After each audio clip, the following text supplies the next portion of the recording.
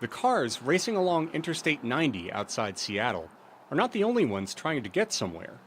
The highway cuts through old-growth forest in the Cascade Mountains, where wildlife is on the move too.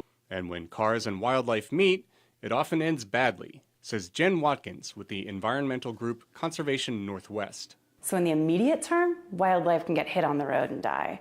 Over time, roads can really impact wildlife populations at large. She says roads can cut wildlife habitat into pieces that are too small to support healthy populations. So Washington State is building a bridge to give wildlife and traffic their own separate paths through the forest. Megan Lott is a Department of Transportation spokeswoman. Providing habitat connections will eliminate some of those wildlife from accessing I-90 and keep drivers safe. Wildlife bridges helped Canada's Banff National Park cut collisions by 80%.